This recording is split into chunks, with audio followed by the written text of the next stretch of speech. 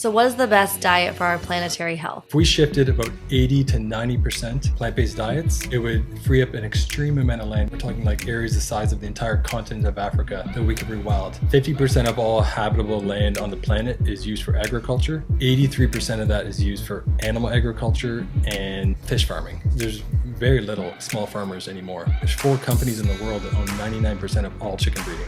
Wow. 4 companies. That was ecologist and environmental researcher Nicholas Carter here to examine our food system, particularly honing on grass-fed dairy and red meat and its impact on the environment. By far the biggest thing we should be shifting away from is beef and dairy. They're not looking at the bigger picture. Look at this pretty farm. It's local. I mean, put simply, I think this is decades and decades and decades of lobbying, subsidies, and misinformation. This is a story that's been told for many, many years and marketed to look that way. That subsidy issue is so huge, and it's something that I'm very surprised that political discussions, they're not having that discussion on either side of the aisle. Only 4% of the biomass of all animals on the planet are wild.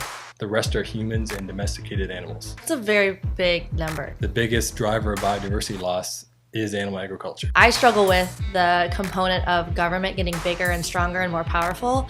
I don't love that idea. Because those are mostly the drivers of why people choose to eat what they eat. It's the price and the taste. This episode is centered around the implications of our food choices on the world around us. We break down regenerative grazing and the claims made by regenerative agriculture, what are its strengths and weaknesses. The only environmental trade-off you get when you shift to a model like what Will Harris has is you're reducing the soil degradation relative to intensive grazing. You're not making the soil better than just rewilding. We discuss the problems with today's industrialized model, and he paints a picture for us with big numbers that puts things into perspective on which dietary pattern is optimal to support our planetary health. So what do you think of the documentary Cowspiracy then? There's been some stats in that case that were exaggerated. That 51% figure, it's inaccurate. Our food choices greatly impact this planet that we live on, and the more that we can make informed choices, the better and easier it will be to shift towards a more sustainable way to live together and thrive with our ecosystem, not against it. If you look at all agricultural land, 60% of it is used for grass-fed beef. That's not even grass-finished. They're still ending in like a feedlot. But that only returns back 2% of global calorie supply and 5% of protein. That is insane. This episode is powerful and so important. I loved this conversation. Hope you enjoy it. Welcome to the Ellen Fisher Podcast. Nicholas, you're here after the amazing episode that we did on animal agriculture and debating it with Will Harris and Jason Roundtree. What are your thoughts on how that went? I have many thoughts. I think maybe I'll start with some of the good. I think there was some great commonality around stock-free organic farming. Jimmy Videlli, who was with us, like his model of farming, which uses compost, doesn't use synthetic fertilizers, doesn't use manure, they were on board with that. Mm-hmm. They thought that was a great model. Now they were saying, you do that model, we'll do ours. And I mean, I have lots of other thoughts too. There's so many things to kind of unpack with how it went down. I think one of the biggest inconsistencies throughout the entire thing was the bigger picture. Now, I know they didn't really want to talk about that bigger picture. They wanted to talk about what was happening on their farm. But ultimately, we have 10 billion people we need to feed over the coming couple decades. So I think looking at that bigger picture of what feeds the most people, what doesn't ruin the planet, what doesn't use more land, that's where there's a lot of issues. And throughout the whole conversation, I think a lot of people might have noticed, I kept asking, well, how come we're not calling for at least a little bit of reduction in animal source foods? Look at the 1960s, we farmed about 8 billion animals. Since that time, about 60 years, it's went up 10 times. So now we're farming over 80 billion land animals. And that's not including fish. There's trillions of fish that are farmed. They're actually even they're farming it and they're removing it from the ocean and they're measuring it in tons just because there's so many. So at that scale and how much that's kind of increased, it's only going to get higher as populations gain more income. That's typically what happens is they consume a bit more animal source foods. So there's estimates showing that we would need 120 billion land animals to be killed every single year to meet this sort of demand. So anyone working in food, anyone working, even if it's on a kind of specific animal scientist perspective like Jason Roundtree was, to not understand kind of the basic biophysics of, where food comes from, what's increasing land use, what's increasing methane. I mean, I don't believe that he doesn't understand that. I think there's other reasons for why he's not admitting that. It's interesting because it makes complete sense specifically why Will Harris, a farmer, would be kind of frustrated with this conversation, because it's like you're coming at it with different angles. For him, he's saying, look, what I'm doing with the land is better than what was happening before. So why are you criticizing it? This should be good enough. And honestly, he was so sweet. Like, I kind of wish he was my grandpa. He was such a nice guy. And I felt bad how much, and Jason Roundtree was also kind and respectful too. I felt bad how much there was like a frustration there, where at times when you were speaking about problems within the bigger picture, that he felt like you were attacking him, when really that's not what you were doing. So maybe explain that, and also a little bit more as to why there's such a disconnect. I think it's bound to happen because there's lots of different opinions and perspectives that come into this. First of all, I was very happy that conversation happened. I think more of those conversations need to happen. I think we should not have these kind of polarizing conversations. We should be able to discuss things. Now, that was obviously recorded, and there's a different dynamic that goes to each person presenting their points forward. But I'd be happy to continue the conversation with them as well, on or off the mic. And, I think when doing that, you understand a bit where people come from. You understand what their challenges are, what financial motivations are involved, cultural and social dynamics of why that happens. And, ultimately, when I was debating Will versus debating Jason, there were different conversations.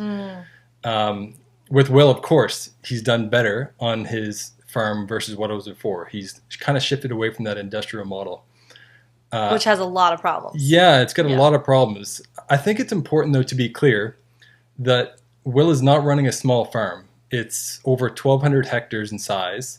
And maybe someone doesn't know what that kind of translates to. That's over 2,000 football fields. So this is a huge farm. And, the video that was showed, I think he does a good job kind of showing what an industrial farm looks like with runoff versus his. But when you look at the background of that picture, there's native forest. And there was native forest before too. So if you're looking back far enough, it also displaced ecosystems. And the point I was making with Will is, if you want to have this model of farming, you're going to need to decrease animal source foods. You're going to need to decrease the production and consumption. And there's ways of doing that without kind of mandating it, with just making healthy plant-based foods more accessible, which hasn't been done really well for decades. So I think, when I pushed back on him, it was mostly around that perspective, because as much as he's improved some environmental metrics, not all of them, and certainly not even close to what it would be for benefits if he were to reforest or rewild some of that land. And if you look at Jimmy's model, Jimmy was able to produce a huge amount of food on only half an acre, and he can rewild the rest of that land. And that's what we can do with stock-free organic farming, where you're not using those fertilizers that people are very adverse to in industrial agriculture. But you're able to also rewild the land, which is what we need to do. And we can incentivize farmers to kind of be brought on board with that. Yeah, I think it's a really hard conversation for him to have with you, which I really admire him for choosing to come on and have this conversation. It's very admirable and respectful that he chose to do that. I get asked all the time what skincare products I use, and if you know me at all, you know I'm obsessed with Osea, a clean, vegan, cruelty-free, seaweed-based skin and body care brand that's female-founded, providing high-performance skincare for your body. So I want to share with you how I'm updating my easy skincare routine for fall to keep that hydration and glowiness on point. I'm including their Plumping Hydrating Duo to cleanse, plump, and hydrate the skin. This duo comes with the Ocean Cleanser and Hyaluronic Sea Serum. I've been using the Ocean Cleanser every day for years now, made with ingredients like bentonite and a nourishing oil blend. You're going to get addicted to this cleanser. It removes everything from surface impurities to excess oils, has a pH balanced formula that gently exfoliates to unclog pores without stripping the skin, and it delivers mineral-rich hydration for a radiant complexion you can see and feel. Then I use the Hyaluronic Sea Serum made of Japanese miru seaweed, which replenishes and balances the skin's natural moisture level for healthy, hydrated skin. clinically proven to instantly increase hydration and delivers a lifted and firmer look. Then I finish with their Day Glow Face Oil and Advanced Protection Cream, which I'm obsessed with. And right now, Osea has an incredible promotion for you guys. When you purchase the Plump Hydrating Duo, you save $26. Plus, I have a discount code for you guys for an additional 10% off that can be stacked on top of this deal.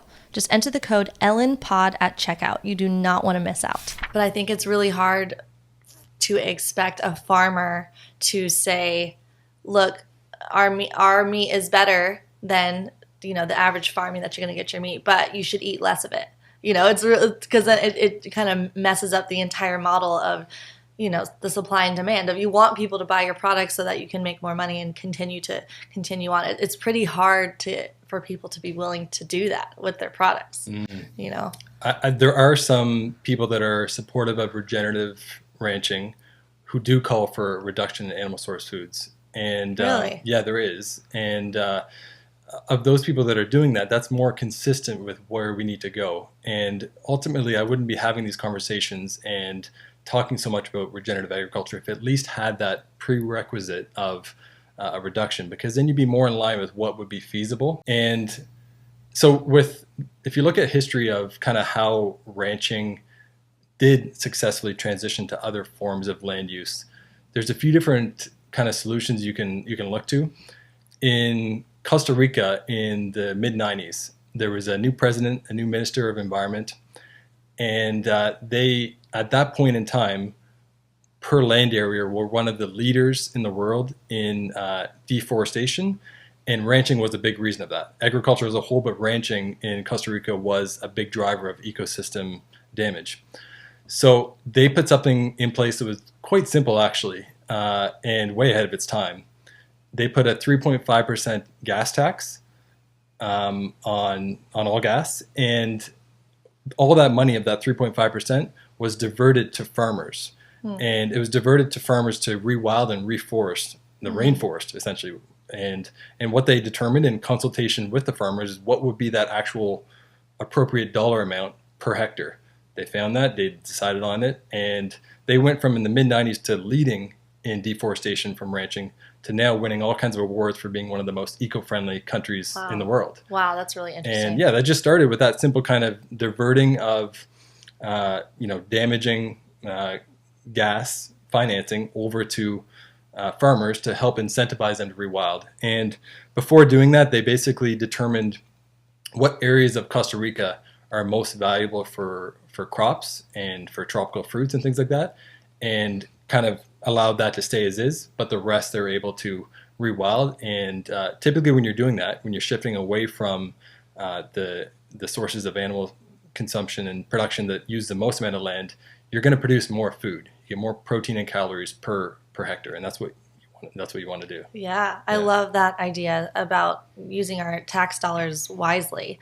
And it doesn't even have to be that specific scenario you said where they're adding something on, but I mean, that's something I definitely want our tax dollars to go towards, to like supporting our environment and making this place that we're stewarding more habitable to all of the wildlife around it and just enriching our earth. That's something I definitely would love to see my tax dollars going towards, and incentivizing farmers to switch their model to something that is more fruitful for the planet is a great way, rather than just, creating some kind of force or anything. It's like actually taking action, or even just talking about it, right? And hoping that farmers do it. You have to make it feasible for them, because it's not like farming is this super wealth-making type of career, right? So it has to be something that makes it easy and accessible for them to do. So I love that idea.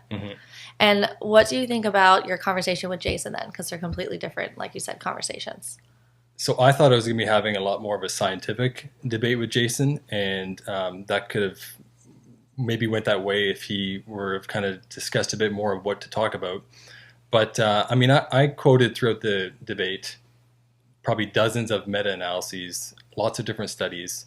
And it was a bit frustrating that he would classify these as just like models, like kind of like projections and back of the paper calculations, when these weren't. These were in-depth analyses of a topic.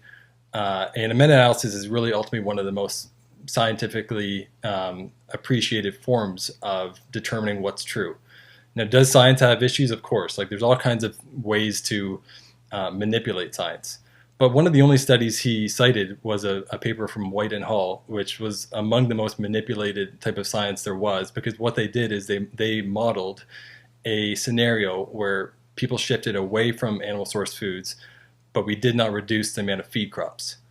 So it didn't make any sense in that study. And that study since had all kinds of replies from academics all across the world. Many of them, of course, weren't even necessarily supportive of plant-based, but just saw that this was a model that doesn't make sense. Yeah, because of course, if you're shifting away from animal foods, you're going to have less crops. Exactly. You're going to have far less. The majority of monocrops right now are for feed crops and some for biofuels as well, which Jason and I both disagree that that's a good use of crops either. But one of the kind of bigger picture scenarios of why animal source foods are so much worse is because of feed crops. And I think something that's kind of not understood well is when you grow, say, 100 calories of grain and you feed it to chicken's determined to be like, one of the most efficient use of converting that feed crop into meat, basically because they're just smaller animals, right? But if you take 100 calories of grain, feed it to chicken, you're only going to get about 12 calories back in meat. And that's when they're like confined too. Like they're not moving around much, but that's just how much you lose when you're taking those crops, feeding the chicken, and getting meat in the end. So some of those crops would be inedible, but the majority of it could be edible wheat or grain or soy or corn. And when you use so much and you lose so much of those crops in that process, that's what makes feeding it to animals such an inefficient use of cropland, and it uses that much times more water and land and et cetera. So I think an important kind of understanding is that. But then if you look at the kind of the grazing model, that's where you look at, okay, well, what does grass finished beef, for example, use? If you look at all agricultural land, 60% of it is used for grass-fed beef. That's not even grass-finished. They're still ending they're still ending in like a feedlot. But that only returns back 2% of global calorie supply and 5% of protein. That is insane. That is actually crazy. So can you compare that to maybe, let's say we use that 60% of land. Let's say we were not, grazing animals on it anymore, and we did it for plant agriculture.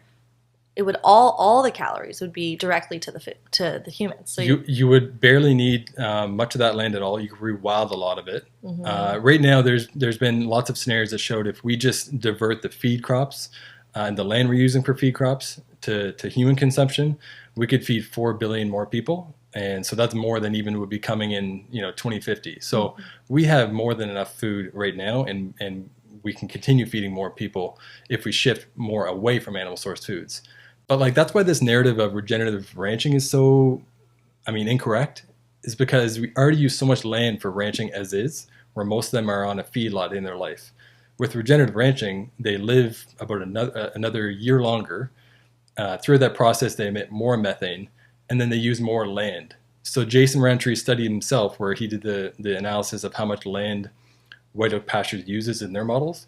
It's 2.5 times more land than typical grass-fed beef. I feel like it's the one elephant in the room that they don't want to talk about. It's the most important piece, And Will has this, specific comment where he says, well, yes, you're right, we will run out of land, but we're not going to run out of all these other things. We're going to be the ones doing better with these other sources. What are your thoughts on that? I disagree too. Look at water. Water is well one of the most scarce resources that's increasing with the amount of drought that's coming. Look at dairy farming in the American West. The biggest user of water is for dairy, but also for the crops for dairy. So alfalfa is one of the most kind of water-thirsty crops. And that's fed to dairy cows because it's very nutrient rich, and it increases their production of milk.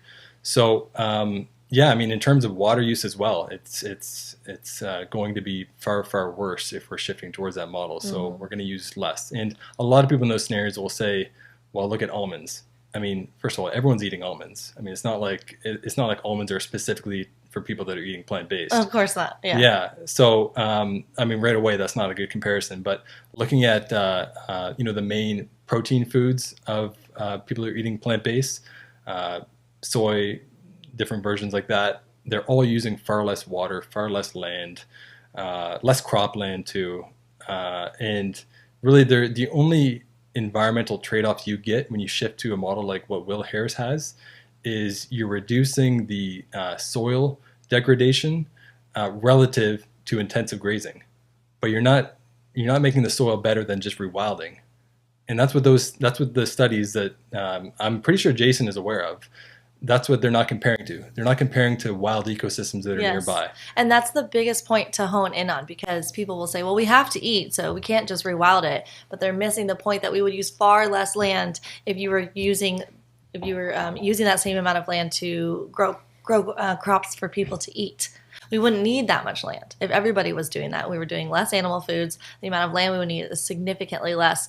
And you're right, a lot of people forget that when you're talking about this topic of the environment and animal agriculture versus plant agriculture, they forget that we're growing crops to feed the animals. So when they're talking about the problems with soy and corn and everything like that, they're not realizing that the majority of that, or such a large percentage of it, is going towards animal feed. We have to feed the animals in order to get them big enough to kill them and eat them. Mm-hmm. So what percentage of crops are being used towards animal feed, specifically like corn and soy and these other? Yeah, so with soy, it's 80% of all soy is going towards animal feed.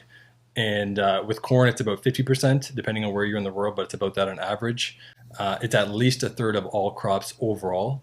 So that's huge. Yeah. A third of crops overall are going towards animal feed. That's insane. Yeah. And then even if you're shifting towards grass-fed, you're using way too much land to make it sustainable at the rate that we're eating. Yeah. The demand that we have for animal foods. Yeah. So in the UK, there's a group called the Sustainable Food Trust, and they're a group that's incentivized and funded by animal agriculture, the industry as a whole. And they put out a report a couple of years ago that said soy milk is destroying the Amazon. And it was one of the most ridiculous things I've seen because, looking at all soy globally, about 6% or even a bit less is for food that people eat. Wow. So little. What about in the Amazon specifically? I mean, it's even less than that. It's even less than that in terms of what you're growing for soy for producing food for people to eat. Yeah, you'd never see a commercial being like, the soy grown in the Amazon that's fed to cattle is killing the Amazon, is hurting the Amazon. No. So please eat less cattle. No. What's happening in the Amazon is very interesting because there's, in Brazil, there's the Amazon rainforest, there's a Cerrado area, which is more like a savanna and grassland. But that would be like what's called like the underground forest because so much of it grows under the roots. And then there's like the Atlantic forest. And the Amazon is actually kind of shifting back around where it's starting to be protected a bit more. 90% of all land at one point, 90% of the deforestation in the Amazon was used for ranching at one point. So that's the biggest driver of the Amazon. But in the Cerrado region, which is also an area of the world that's very, very biodiverse, and it holds a good percentage of what, wild species are left. That area there is mostly for growing soy, and it's mostly for feed crops for mostly Europe and China. The interesting thing that happened about a few months ago is the European Union said we're not importing any more products that are related to deforestation. So a big win. Mm-hmm. What I just found out, though, is that didn't include the Cerrado region, which is not technically a rainforest, but in many ways you could argue it's as valuable in that area as a rainforest. Why is that? Because there's still a huge amount of biodiversity. Grasslands and native grasslands that aren't converted are very biodiverse as well, with different animals that do very well there. A lot of the grasslands that animals graze on, cattle, they're actually a lot of it's like invasive grasses that they plant there, grasses that cattle tend to prefer versus the native things. So even when they're saying that cattle are just kind of grazing on native grassland, most of that's false too. Most of it is actually seeded monocultures, you could say, of grass.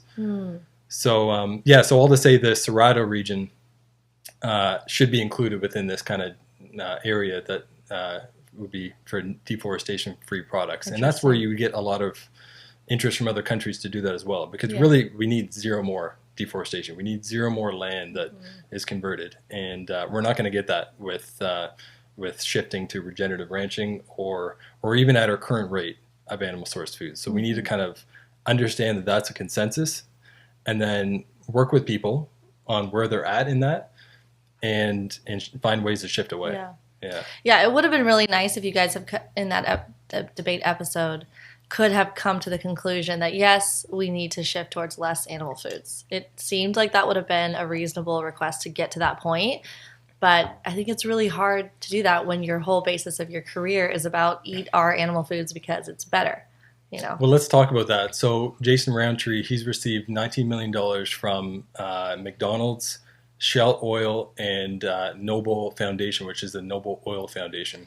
Now, I brought this up very briefly in the debate, but I knew it would kind of derail a bit of the conversation because people might think that I'm insinuating that he's biased because of this money.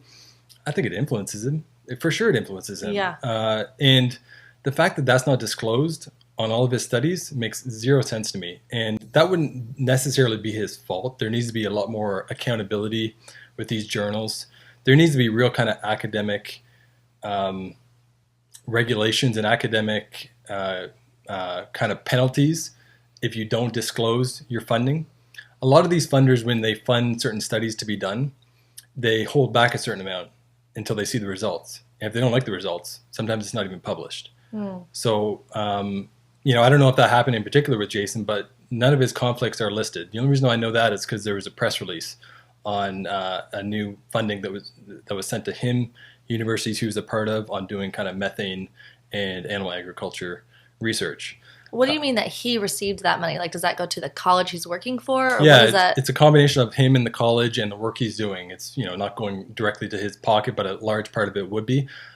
He would receive far more funding from industry than he would from the university itself. That's really interesting. So, I haven't received any money from industry on the plant-based side. Yeah. If ever I do, I want people to call that out too. And, I think that's something that it doesn't mean someone is necessarily saying things that are inaccurate. That they believe to be inaccurate. Yeah, but it's one of the kind of things you should think about whether you determine something is true or not. Like, who's paying them to do this? What influence is there? It's hard because you have to make a living to do what you love, so there's that hard balance of knowing that, when is that money influencing what the work that you're doing. But if you're doing work where you have to get to the truth about something in science, it's a lot different than just, I'm being paid to do what I love in a different way. Don't you think it's strange, though, that they're so opposed to industrial agriculture, yet, you think of industrial agriculture, McDonald's, yeah. And you think of General Mills, that's industrial agriculture. That's the biggest company that White Oak Pasture sells to, is General Mills. So what do you think about that? Shouldn't that at least prove that he's not biased in that way? Because McDonald's will probably want him to favorably produce an outcome that shows that industrialized farming, animal agriculture is fine. Yeah, I don't know exactly what kind of influence that would have had, but to then be against industrial agriculture like they both are, to pretend like it's shifting to this kind of local, small animal farm that's not doing any harm, that to me is misinformation, bordering on disinformation, like intent to deceive. And the reason why I think this is because methane in particular, there's a lot of new science coming out on methane. What the biggest impacts are, where it's coming from. There's just in the last year, there has been double the amount of satellites launched up in space to observe down on where methane is coming from. There's a company out of Montreal, Quebec called Greenhouse Gas Sat, GHG Sat satellite. And what they did is they measured methane over top of California, and based on the isotopic signature of that greenhouse gas, they could determine where it was coming from. And this was a report that came out about last year. They showed that there was a large area of concern that was right above a dairy farm. So I love supporting Anima Mundi Herbals, which is my favorite apothecary that carries organic, wild-crafted, and ethically grown botanicals. From elderberry syrup and adaptogenic mushrooms to spirulina, chocolate protein, teas, and collagen booster powders. They are a super special company that uses fair trade practices, beyond organic farming, education, and small farmers to create remedies that benefit people from all walks of life. Lately, I've been obsessed with their chocolate protein superfood powder that I add to my morning smoothies after a workout. It's designed using a blend of mostly South American American roots and seeds traditionally used for energy, strength, stamina, and resilience. This chocolate protein is a wonderful addition to your smoothies, or you can even add it to your favorite baked goods like muffins. It's formulated with pea protein, rice protein, and pumpkin seed protein, and it tastes amazing.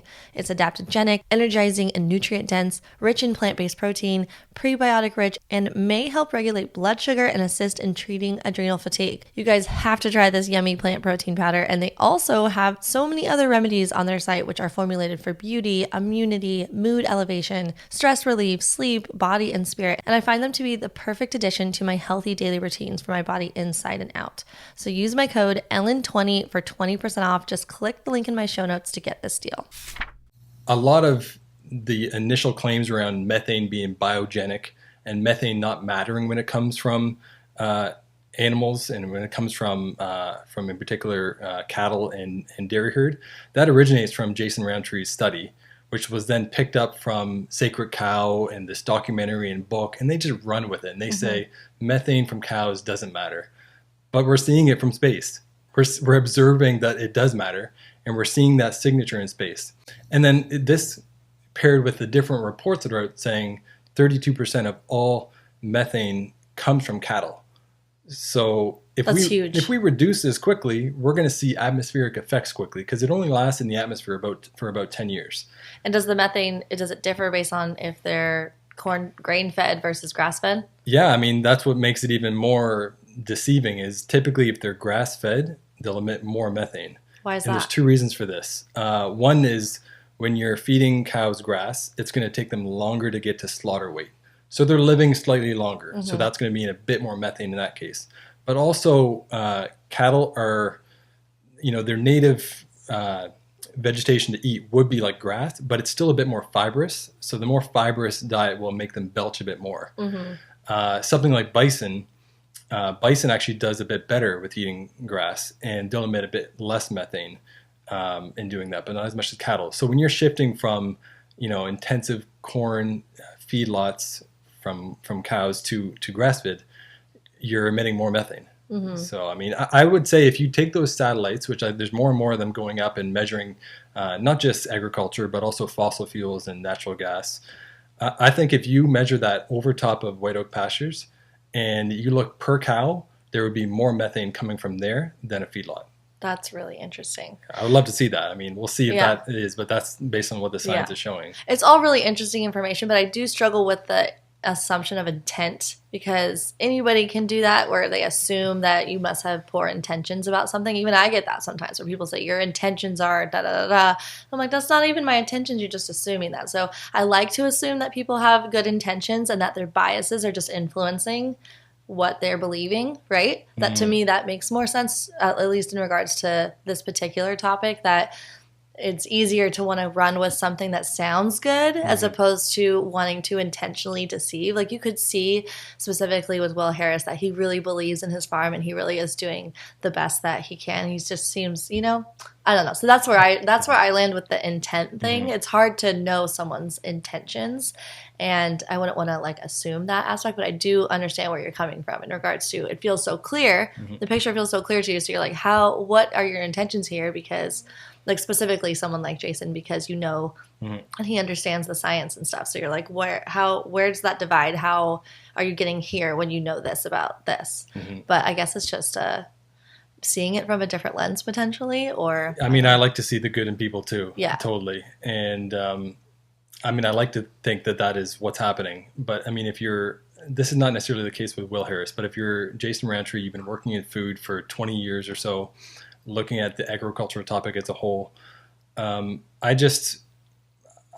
shocked that he's not able to admit some basic things that would add commonality to this entire message. And the fact that he's not able to admit that, which we saw in the debate, shows to me like a big red flag. And then I've seen him with all kinds of others that are peddling way more disinformation and clearly highly funded to do that. Like he's in pictures with the Sacred Cow group. He's doing promotion with those that are pushing some of that narrative far beyond the science.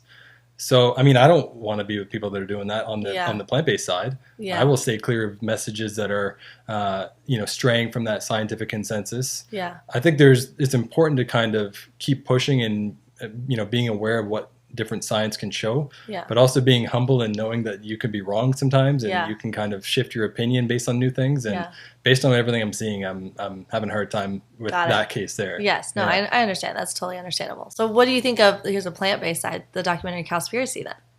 Yeah, I mean, I've been pretty vocal about how there's been some stats in that case that were exaggerated. That 51% figure for greenhouse gases, it's inaccurate.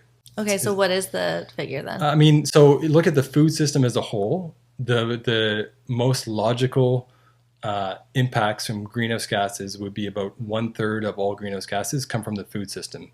And the level of variance is about 25 to 40% of all greenhouse gases. 25 to 42% is what that is. And from that figure there, that actually doesn't include the amount of carbon that could be drawn down if you free up land. Basically because these analyses of greenhouse gas impacts are looking more at the direct impacts, not necessarily at the different ways in which you can use land differently. So this is kind of what started me into this topic. My master's program in environmental practice, a lot of my thesis work looked at the different estimates around greenhouse gas impacts from animal agriculture. And it is underestimated a lot of the time. The most cited figure is 14.5% from the United Nations FAO, but that number is an underestimate. It's likely higher than that. But then to say it's 51% or even higher, there needs to be far more evidence for that because it's not showing that at all. And I think in many ways that's kind of devaluing the real impacts from fossil fuels. Ultimately, if we address fossil fuels, if we shift and we decarbonize and we kind of get off this kind of unlimited growth paradigm and also address methane, shifting or also addressing agriculture as a whole and shifting more towards low carbon foods and kind of sustainable intensification of plants, kind of like the model that Jimmy Videli was doing with veganic agriculture, and conservation agriculture would be another way that's named. That would solve a lot of the environmental issues if we just address those kind of high level things. Yeah. Everything else can kind of fall into place. So then can you paint a picture for us the problems with our farming today, both plant and animal, and what we should be shifting to?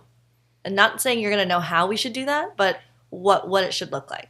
Because you're mentioning Jimmy Videli and maybe explaining a little bit more about what his food system looks like, what he's doing, versus what we're doing on a wide scale. Yeah. So big picture, 50% of all habitable land on the planet is used for agriculture. 83% of that is used for animal agriculture and fish farming. So what we need to do with our agricultural land globally is shift to forms of agriculture that use less land and can still produce a lot of food. By far, the biggest thing we should be shifting away from is beef and dairy. Next, then you should look at chicken. Chicken is the number one farmed animal on the planet. There's billions and billions of them killed every single year for food.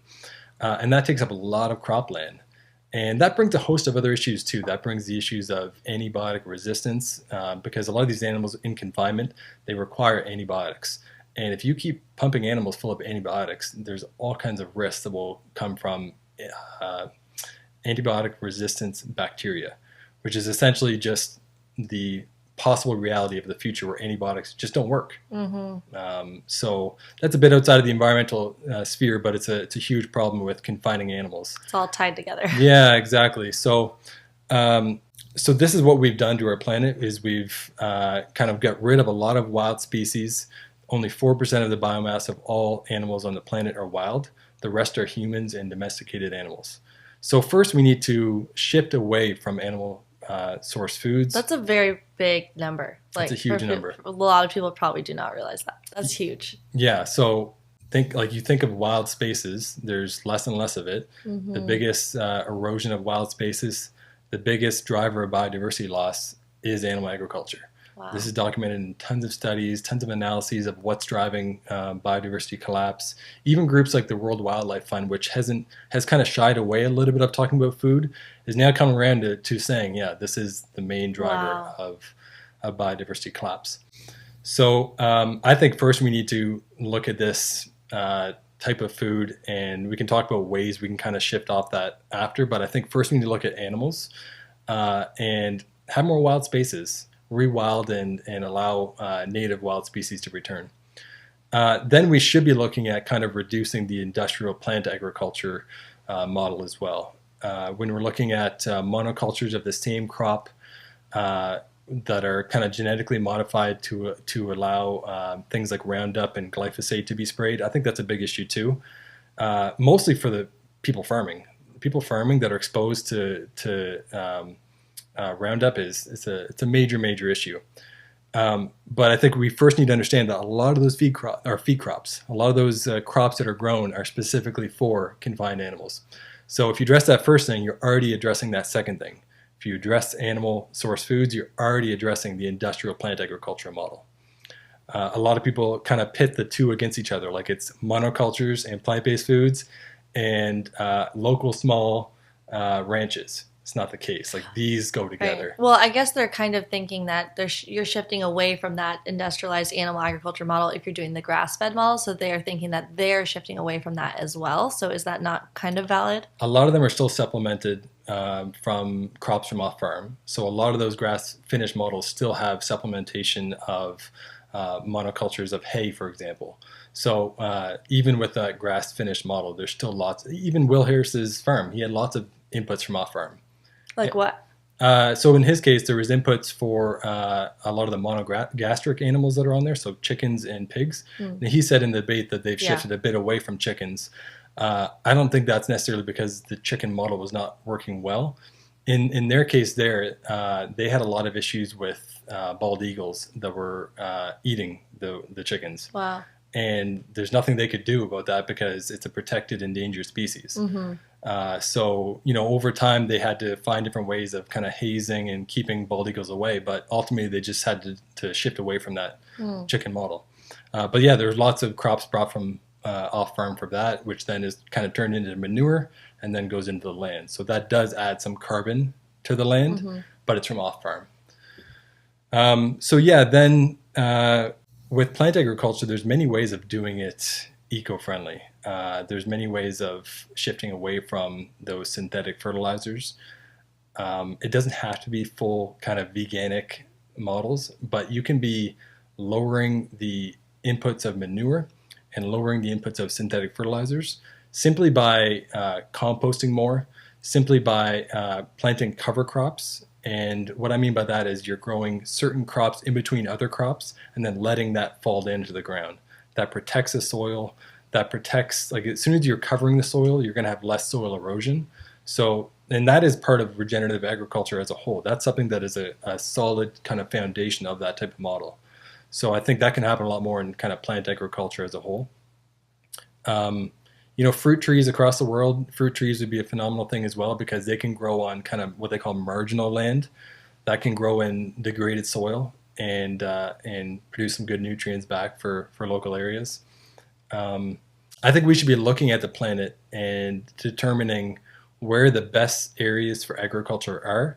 And that's shifting. As our planet is warming, it's kind of shifting to different areas. But we should look at where the best areas of growing food is and have some sort of like just eco distribution of food across the world.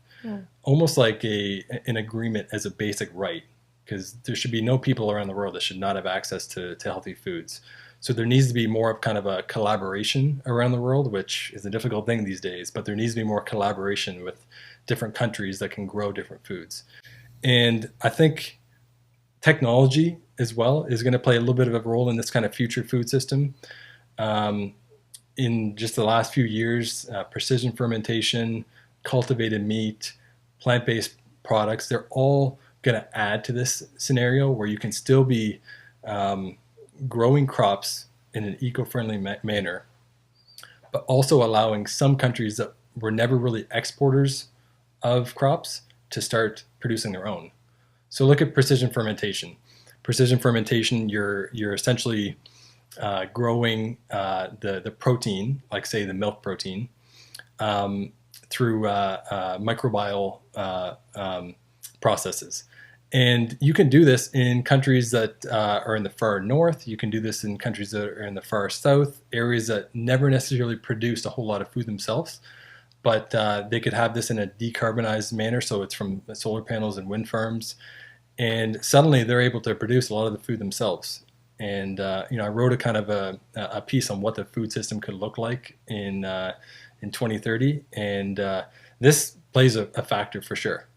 Yeah. Interesting. So do you think, let's say we're taking these farmers that are growing monocrops, what they should do instead, you mentioned a few things like cover crops and things like that, but would it be sustainable and possible for them to do things like a small farming system does, or like a backyard farming? Is that even possible to be able to grow a wide variety of things, or is that just economically not even feasible to do that on a large scale, so that they're doing all different kinds of plant crops within their farm? I mean, there's a lot of, depending where you are in the world, there's a lot of issues with that because there's a lot of risk that farmers take on, and they shouldn't necessarily. But I think we should first acknowledge that a lot of farming right now is from big, huge companies. There's very little small farmers anymore. But they still have that kind of idyllic image of that small farmer. But there's very little. Look at like chicken breeding. There's 4 companies in the world that own 99% of all chicken breeding. Wow. 4 companies. So, oh my goodness. So you think of like a small chicken farm, it doesn't exist. It's as much as the person can handle. The farmers there typically are, in some countries it's undocumented workers, it's racialized people that are, that's the only job that they're able to do. And that's very, very unfortunate. So there should be kind of like labor laws. There should be ethical ways to shift to more humane styles of work, right? Absolutely. And in terms of like farming better, like there needs to be far better incentives. Back to that Costa Rica example, we should be having kind of oil, gas, fossil fuel taxes, where some of that goes towards helping shift current farming practices to more eco-friendly farming practices, and current agricultural land to be reforested and rewilded depending on what that area is. Yeah.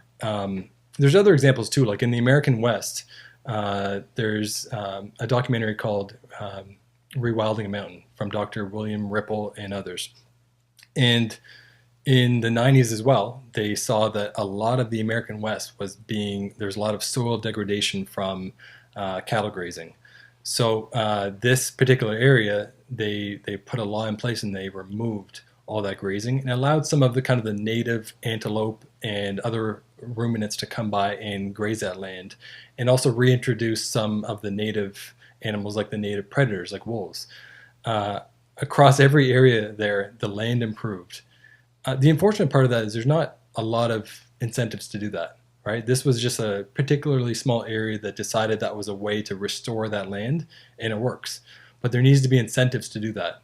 Otherwise, it'll be a slower shift to get there. Otherwise, people will just shift that way when it's like too late. When you can no longer ranch there, you can like it's a drought, and like that is what's happening. There's lots of farms that are closing because of a drought and because of the impacts of climate change and ecological collapse.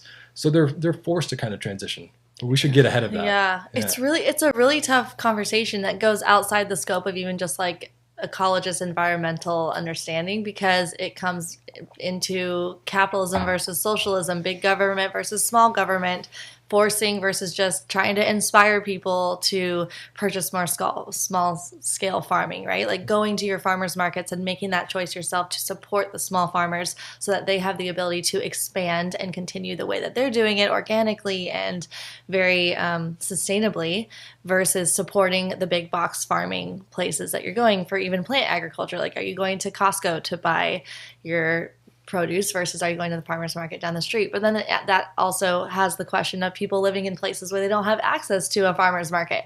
So there's just so many problems, and it's very, very difficult to just have the answer. I definitely don't expect you to have the answer. It's just one of those things that hopefully through people listening, that inspiration can help people to make the choices that they can take. You know, if they do have a farmer's market, let's say it's a little bit inconvenient, it's a little bit farther than the Costco that's down the street, but it's worth the effort if you care about the environment, and supporting ethical farming, so small scale farming. I struggle with the component of government getting bigger and stronger and more powerful. I don't love that idea of them having more power and creating like laws about our food system, more laws about that. But I also see the benefit to protecting the environment. I just don't trust the government very much that they are willing to or able to do it. Yeah, that they're able to do it in a way that isn't corrupted, that they're going to be influenced by big money that ends up saying they're protecting the environment, but they're not. There's just so many factors of that. So I struggle to know too. I think, with government and with huge corporations, I think there's a way in which we can have a food system that doesn't require either. It doesn't need to be the super small farms. It can be a bit more of a balance, but certainly like a decentralized mix of cultivated meat, precision fermentation, plant-based products, whole food, small eco-friendly farms. And where none of this is owned by like just a couple companies, but there's a good mix of sharing among different countries.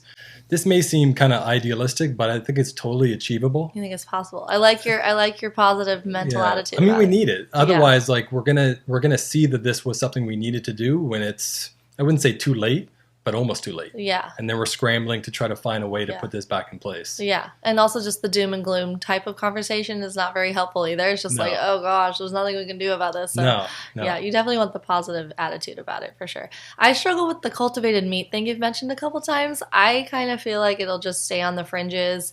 It's kind of just the thought of it is really, I think, gross to most people. All of my friends who eat animal foods would never dare touch that. They would never eat the cultivated meat. So I feel like it would be more of something that only vegans end up doing. And even then, vegans won't want to do it. You know what I'm saying? Right. I feel like with cultivated meat, I can see both sides. I don't have a firm position on it, but I do see where it can play a role. Say McDonald's decides to pick up cultivated meat. Maybe half of their Big Macs, maybe it's like a hybrid, right? Half it's cultivated meat, half it's the normal beef they were using. Part of the problem there is people don't know what that looks like. People don't know what the burger at McDonald's they're getting, like how that got there. So if people think that cultivated meat is more gross than how that got there at that point, then I think that shows some of the inconsistencies with where we think our food comes from. That's such a good point. People have no clue about the meat that's in their McDonald's burger. They don't know what happened to that meat, how it got there, what it looked like, the sludge that it came into from the different animals that it, all of the stuff that comes into play with factory farming. Yes, you're right. They have no clue. Imagine the billions and billions of burgers they serve yearly, right? That where half of it comes from cultivated meat. I think that's where cultivated meat in the short term may play a role as kind of these hybrid products, because I think there is some issues with scalability with cultivated meat. I don't think it's for vegans. I really don't. Yeah. But I see what you're saying. Like there is a bit of who's going to buy it? There is a branding issue. Yeah. There is an issue because when you think of lab food. Disgusting. Yeah. Yes. Of course. I get it. And it's... I'm also skeptical. I feel like science has its limitations, and the claims that it could just be identical is also just gross to me. And also, I don't know, there's just everything about it that at least everyone in my circle, I don't know anybody in my circle who would eat that, even people who eat meat, because they're sourcing like regenerative, and they definitely don't think like lab grown anything is going to be better for themselves. But I think that you make an interesting point about something like McDonald's, where it's people who are purchasing that don't really care where the food is coming from. I mean, maybe that's a big statement. I mean, like in the US, 99% of all food comes from factory farms. Globally, it's about 90%. So I think once people understand what factory farm is in terms of what food and where that comes from, having it come from, not a massive, like a local scale cultivated meat brewery tank, like you're talking like beer breweries, right? People like going to like a local microbrewery, right? And see that as something that's possible. I don't think it's so far-fetched that we can change a perception of those things. Now, I'm not saying this is like going to be the future, because the future of food. Yeah, I think it'll play a role, and I think it'll be a positive step in the right direction, because it's going to allow us to rewild the planet if this is successful. Yeah. So it should at least deserve a little bit of funding to try it out. Yeah. Like during our debate, there was a number of things that came up around, funding. Jason mentioned that Eat Lancet is a group that I cited a couple times, and how they've received funding as well to promote more of a plant-based or plant-predominant type diet. I did the quick math on this, on the subsidies and the financial institutions of how much money is going where.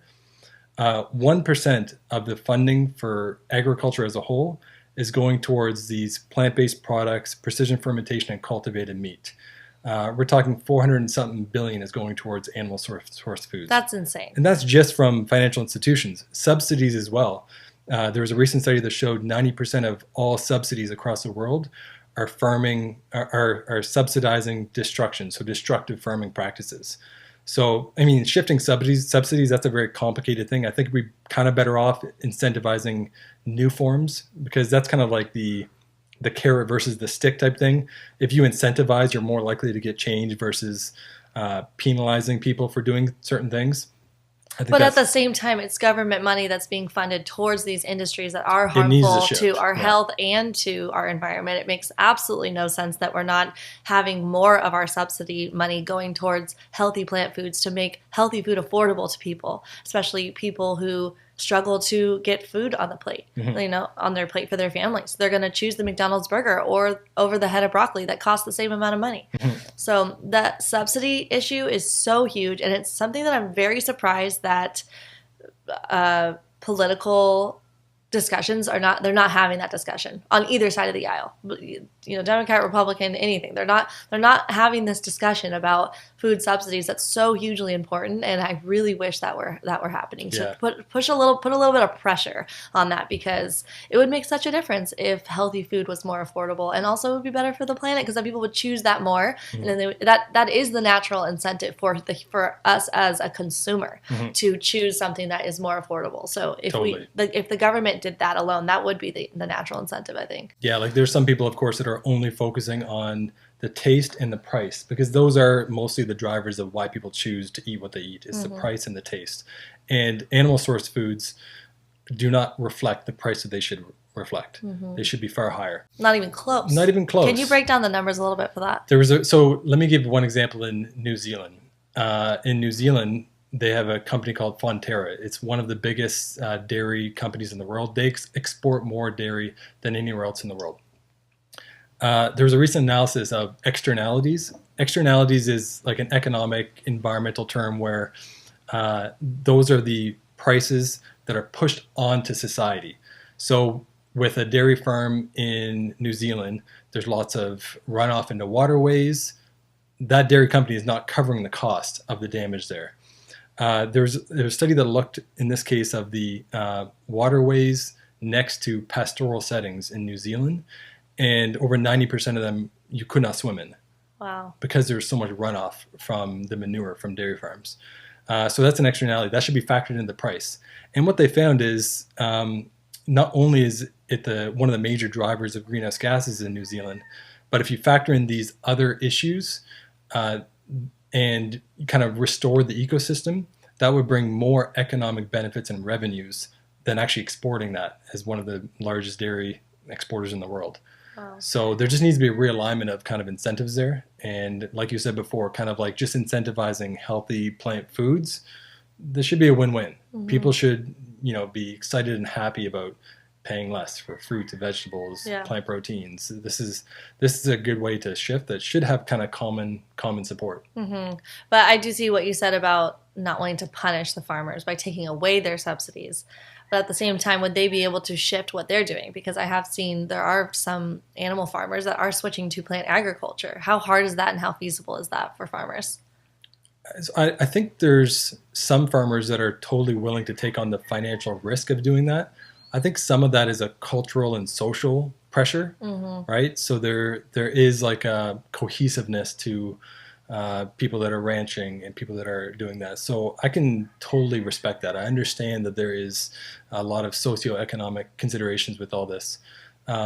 I think the financing will help, and that'll be a first place to start, to incentivize, just like what happened in Costa Rica, incentivize farming better, incentivizing rewilding will be a great kind of first step. Yeah. Okay, so let's get into specifically about regenerative farming for animal agriculture and, grazing, animal grazing, and grass-fed dairy, the claims made that they are good for the environment. You have touched a lot on it, but what are the strengths and what are the weaknesses specifically? Let's go to dairy first. So dairy is an interesting one. There's not tons of cases where there's so-called regenerative dairy. Part of the reason is because whenever you're shifting dairy to kind of more of a grass-finished system, you're producing far, far less milk. And when you're producing far, far less milk per liter, it's way more intensive for the environmental impacts. So there is a couple of cases where that's happening, but the price is higher, the environmental impacts are higher across the board. With ranching, it's a little bit different because the trade-offs that are most visible would be typically there's less soil degradation, there's less intensive grazing, or there's more kind of managed different fences of the land where they're grazing at one time. But like I mentioned before, there's more methane with both those cases in the organic setting. So you think of organic, you think it's going to be better in many cases. It's not. In many cases with the animal source food, it's higher in methane, higher in land use. Water is about the same depending on how much water you got to bring in. So how much of a drought setting that is where it's being organically farmed. But those trade-offs, if you really want to shift towards regenerative agriculture that uses more land, you really got to compare it to the land that's displacing. Mm-hmm. And if you're at least saying, okay, we should be producing less animal source foods and what's left we do this way so we can maybe do it longer, that's where you can kind of make sense. I can understand that because we're not going to just get everyone to stop farming animals. I totally get that that's going to be a process, but we need to kind of understand that there's some physical limits to our planet, and there's limits to how much destruction we're going to provide. Right. So why do people think that if they go to their local dairy and they're getting raw milk from a grass-fed dairy, why do they feel like that's better for the environment? And why is it not? I mean, put simply, I think this is decades and decades and decades of lobbying, subsidies, and misinformation. I think this is a story that's been told for many, many years, and marketed to look that way. It's the perfect marketing tool. This like lush, local farm supporting someone in the local region. But the reality, especially now, is far, far different. Most of the times, these are massive companies. And if it is a local kind of raw dairy, then it feels kind of elitist, honestly. It's kind of like, okay, in this case, you're able to get it this way, but is this something that's going to be feeding the world? I get that you can kind of source it in that way, but you're still displacing something. You're displacing wildlife. You're displacing an ecosystem. You could be shifting towards plant-based milks, which have a fraction of all environmental impacts. So I think, I don't buy that scenario that there is better. And, some people promote the message of kind of less and better. But what happens when you promote the kind of less and better meat that is you focus too much on the better, not on that first kind of less message. Mm-hmm. And if you do focus on that, then you can start seeing, okay, there's some options that can be better on the smaller scale. On the smaller amount. You're eating a very little amount. Yeah. And when you explain how the grass-fed dairy cows are having even less milk, they're producing even less milk, how does that work when people are thinking that grass-fed dairy is more ethical? So I know that we're talking about the environment, but if that means that it's even less milk, and are they keeping the baby cows, the calves, with the mother? Is that the case, or are they actually still removing the baby calves? Do you know? I mean, it might depend on which case you're talking about there, but there would be some ethical improvements there. Mm-hmm. But I don't think you can look at that in isolation. I think you also need to look at the ethical nature of wildlife, the ethical nature of rewilded areas of land, returning some land back to nature. Yeah. I think there's just as much ethical arguments there.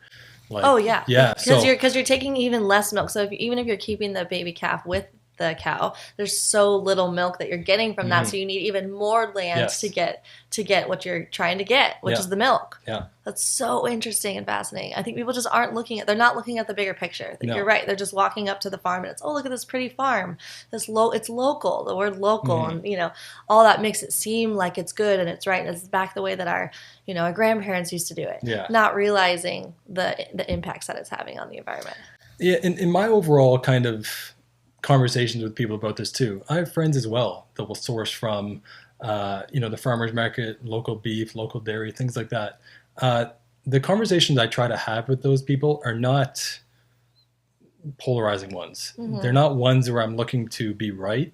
I'm trying to understand by asking questions. I'm trying to understand like why it is they're choosing that in a non-judgmental way. Yes. And that can be difficult. I've learned over time how to do that better, right? Yeah. But I think even in those cases where people want to source from someone they know who might serve, the raw milk, even if you can get past the nutritional issues of that, like of course there is some risk of salmonella and things like that when you're choosing that. But the overall bigger picture is what I'm really interested in, and I'm interested. Okay, if they're doing that, are they shifting more towards plant-based foods as well?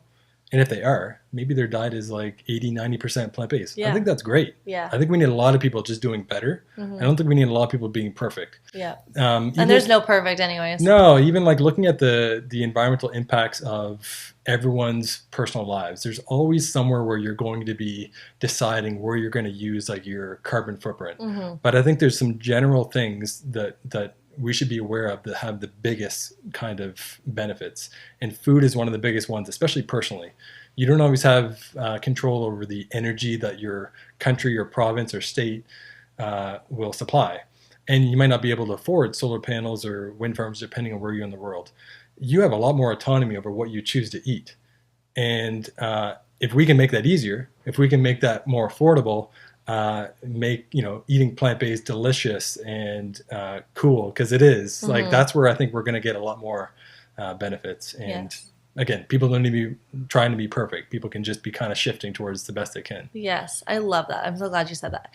Speaking of perfection, a criticism that a lot of people get who are vegan is that we're killing more animals through plant agriculture and through plant harvesting, that more animals are dying in the harvesting of our plants than if you just ate the meat directly, grass-fed meat. So can you touch on that one? Yeah, so I would go back to the feed conversion loss situation there. So when you take 100 calories of grain and you feed it to a chicken, you're only going to get 12 calories back in meat. So you're going to have about a 90% loss in crops. So even if you're believing that there's more animals that die in a plant monoculture, you'd still be better off eating less meat. So even if that was true, that there's more kind of small rodents and small little animals that might be dying in a monocrop field, there still would be less monocultures if we shifted away from animal source foods. Now, if someone is only eating grass-finished regenerative beef and they're not even eating any chickens or pigs or anything like that, right? Then in that situation, your actual land footprint of your diet is so huge that then you're killing way more wildlife, or you're preventing that wildlife from returning to that area of land. So this kind of narrative that more animals die in a plant-based diet, it's made up.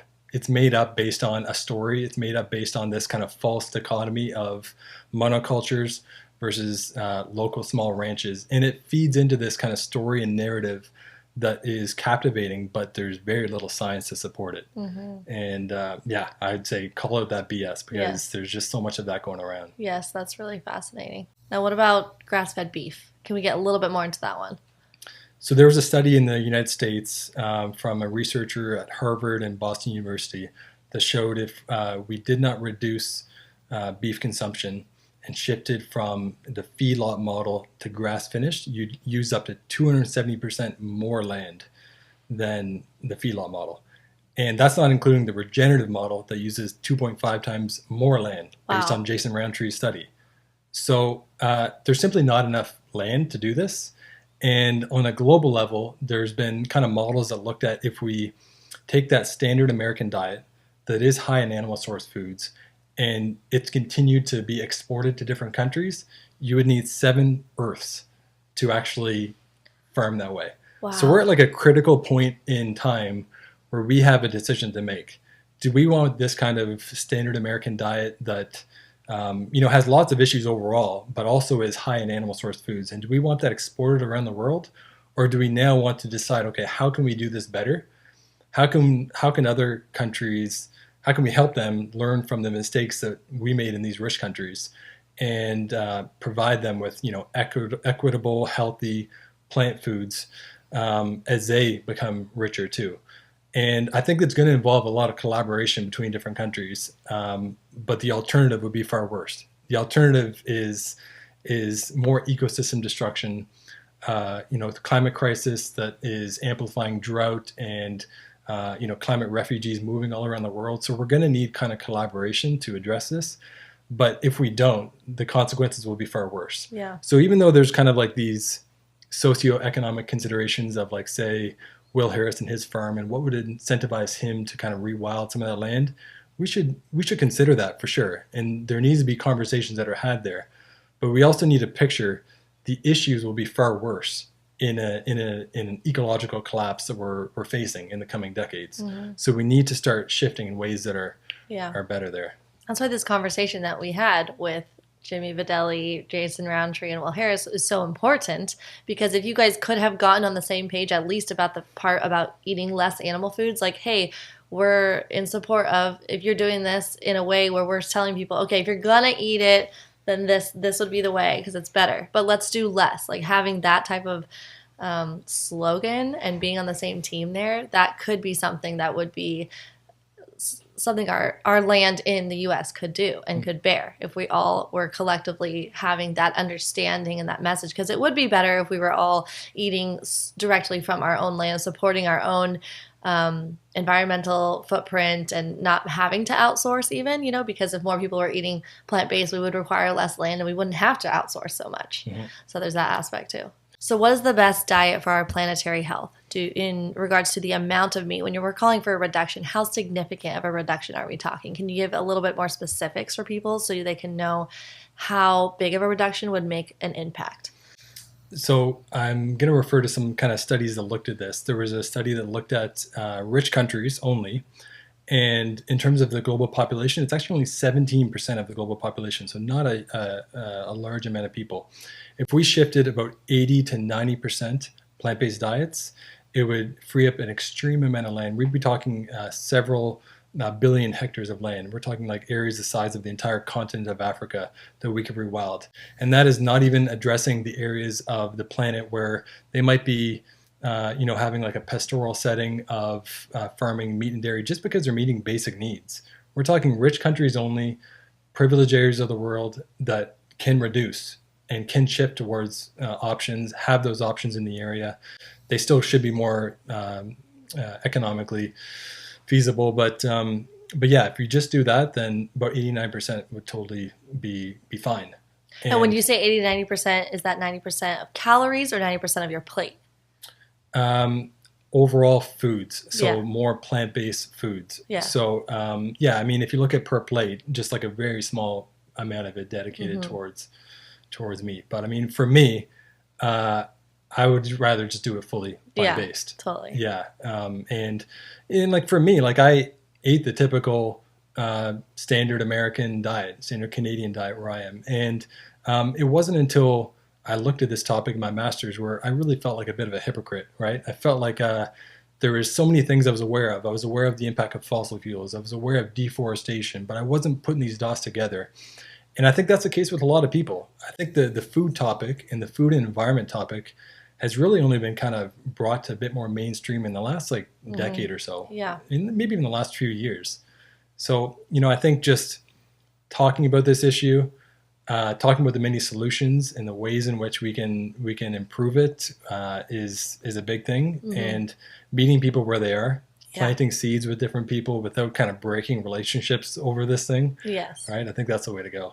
And when people are choosing more plants over animal foods, does it really matter any plants or is it like, could it be processed foods, ultra processed foods that are all plant-based, or are we thinking you need to be eating more whole plant foods? What is better for the environmental impact and also feasible? I know we're taking into account that that's what's feasible too, but yeah. So I think when it comes to the best option, it'd be whole food plant-based. Mm-hmm. That's best for your health. That's best for the planet.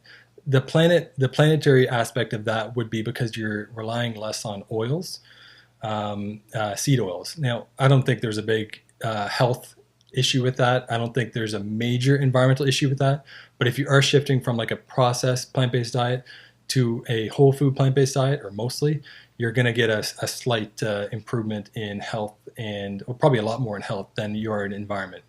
But if you were to take the current diet and shift it fully to a slightly more processed plant-based diet, there would still be huge improvements. You could free up 3 billion hectares of land if we hypothetically did this on the global scale.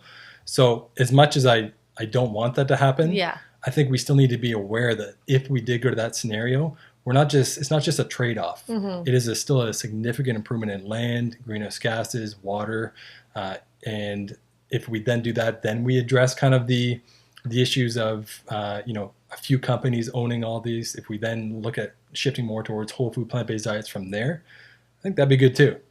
So yeah, because I think a lot of people think, well, if I don't support the animal foods here, but if I buy this ultra processed packaged food here, I'm still supporting the industrialized crop farming. So I'm not really having a good trade-off there. But what you're saying is that the animal foods do so much land and so much of the crop farming that even if you're choosing the plant-based food that is, industrialized crop farming, it's a much smaller amount. Totally. Because the amount of calorie conversion that you're getting. Yeah. That's fascinating. So let's say someone wants to do this and they're going to choose more plant-based foods. What else can they do to support their environmental impact? Oh, there's so much stuff. I think composting at home is important. I think shifting away from plastic use is important. Reducing waste overall. I think talking about it with family, friends, talking about the environmental issues you're seeing and what you're doing, I think is important because it kind of normalizes that conversation. I think, there's a big pressure on it being like an individual thing, but ultimately it's both. There's a little bit of an individual thing, but it's a systemic issue too, especially when it comes to energy use and fossil fuel use. That is something that you should be, talking with local politicians, people in your community about ways in which we can decarbonize. For me, I'm not a perfect environmentalist, of course, but I like to try to live minimally. This kind of consumer lifestyle of buying everything on Amazon, it just showing up at your doorstep, there's conveniences to it, but there's a huge environmental impact to it as well. And when you do these things, when you're shifting to more kind of like an eco-friendly lifestyle, it doesn't lower happiness. Like it doesn't lower your well-being. In many ways, it kind of grounds people and makes people a lot more appreciative of the planet. So I think living by example is good. I think advocating and talking about these things, educating yourself on the different things you can do. When it comes to like kind of transportation, so a little bit outside of energy, but getting around, I'm a huge fan of biking around, but of course, if your city's not set up to have safe areas where you can bike around, bike lanes, if you're driving on the shoulder of the road, I don't blame the person for that. Yeah. You want to be safe, right? Yeah. So like where I live, there's lots of bike lanes now, but some of them don't even connect. So I do it because maybe I'm just kind of stubborn. I just want to bike more, right? Like, I'm the environmentalist, I'm going to do this. I know. Yeah. But I think, that's having active transportation, having cities designed better to promote these things. This is what's called it's called like a behavioral nudge. There's lots of science around this to show that if you set up society to make the easiest choice, the eco-friendly one, so that could be for biking, that could be for taking public transit, if it's a good experience, right? Instead of it being not so good of experience. When it comes to food, if the tastiest, cheaper option is a plant-based option, people will just intuitively choose that option. So there's, that's not going to solve all the issues, but that will solve some of the big issues of first normalizing it more in society. And I advocate for that a lot because this is one of the first things that we can do that has quite a bit of political support, just in terms of it being like a well-being promoting thing, it being a personal action that, it's more easier for people to make. So behavioral nudges is a big one when it comes to food, when it comes to transportation, energy too, and those are some things people can do. Love it. That's all really helpful, and I just love picturing you on your bike, like getting yourself to go those places that are harder to navigate, but you're like, it's worth it. I know, totally. Yes. Yeah. So to finish this conversation, can you just paint a picture of the way agriculture used to look like to what it looks like today? Because I think that's really helpful for people to just understand that it didn't always look like this, and what did it look like before? Totally, yes. So in the 60s, there was actually quite a bit of farmed animals still, 8 billion. but there was more of a pastoral setting. And from the 60s, what we did is we intensified the whole process. We confined more animals. We grew all kinds of feed crops, and we allowed them to get to like a slaughter weight very quickly. But that came with a host of many, many issues. Now, there's two narratives today. There's a narrative, well, we should go back to that model where it's more pastoral setting. But that's going to use far more land. That's not something we can do anymore. We need to instead look at ways that we can do conservation agriculture on a small amount of land and grow plants and make it great to grow plants and eat plants. And I think that's the way we need to shift towards. Looking back at kind of like, the narrative of ancestral diets and paleo and keto, this is something that, it's all part of this narrative that that we need to shift back to how it was. And I don't think that's what we need to do. I think we do need to shift towards kind of whole food, plant-based diets, but I think technology can play a role in helping people eat what they love to eat in a way that it's economically good for them too, and health promoting and welcome space for wildlife and nature. And I think it's a combination of kind of the natural whole food way, but also some plant-based products that will fit in there as well. Yeah. And I think that's a good way to go. So good. I love this conversation. Thank you for being here, and we're going to end it here. Thanks so much. Thanks so much. All right. Yeah. Bye.